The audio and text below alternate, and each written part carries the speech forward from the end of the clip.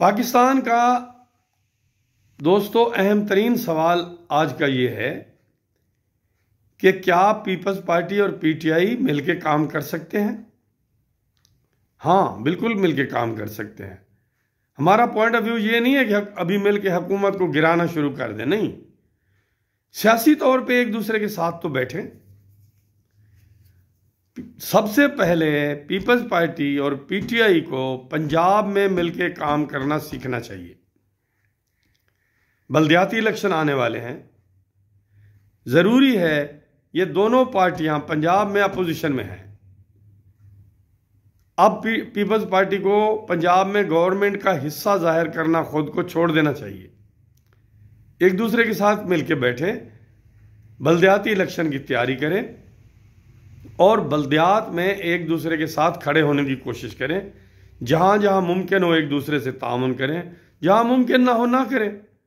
जब इलेक्शन का रिजल्ट आ जाएगा, उम्मीद है दोनों को वो अपोजिशन में धकेल देंगे, क्योंकि मुस्लिम लीग किसी तरह भी जमहूरी इलेक्शन में यकीन नहीं रखती। वो गैर जमाती इलेक्शन करवाना चाहती है, कोई बात नहीं। वो अगर जितने लोग भी उनके पास होंगे पीपल्स पार्टी और पीटीआई के साथ, वो मिलकर अपोजिशन करें, बल्दियाती इदारों में भी और सूबाई असम्बली में भी। इसी तरह सिंध में जो अपोजिशन में है पीटीआई, पीपल्स पार्टी गवर्नमेंट में है, पीपल्स पार्टी का फर्ज है कि वो पीटीआई को स्पेस फराहम करे। इसी तरह हुकूमत में है पख्तूनख्वा में पीटीआई, वो पीपल्स पार्टी को स्पेस फराहम करे। अगर कौमी असम्बली और सेनेट में अभी पीपल्स पार्टी गवर्नमेंट का हिस्सा तो नहीं है,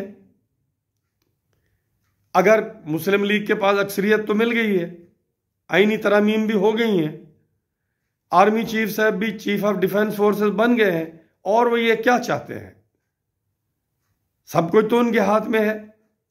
अब अपोजिशन पार्टियां जो हैं वो उनको मौका मिलना चाहिए कि सेनेट में भी और कौमी असम्बली में भी वो अपना किरदार अदा कर सकें।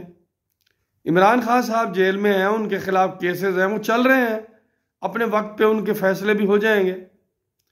लेकिन पीटीआई को एज ए पॉलिटिकल पार्टी काम ना करने देना, ये बहुत नामुनासिब डिसीजन है।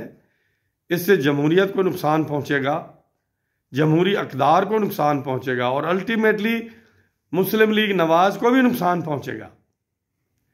देखिए, आज नहीं कल, कल नहीं परसों जनरल आसिम मुनीर साहब कब तक अपने कंधों पे मुस्लिम लीग को उठा के फिरते रहेंगे। आखिर उन्हें एक दिन पीछे हटना होगा और सियासत को सियासी रंग अख्तियार करना होगा। मुस्लिम लीग को अपने पांव पे खड़े होना होगा। तो ये तो जरूरी है। अगर मुस्लिम लीग इस रास्ते पे नहीं चलेगी तो बहुत नुकसान उठाएगी। सारी पार्टियों को मार नहीं सकती, पब्लिक का मुंह तो नहीं बंद कर सकती। इसलिए जमहूरी अक़दार की पासदारी जरूरी है।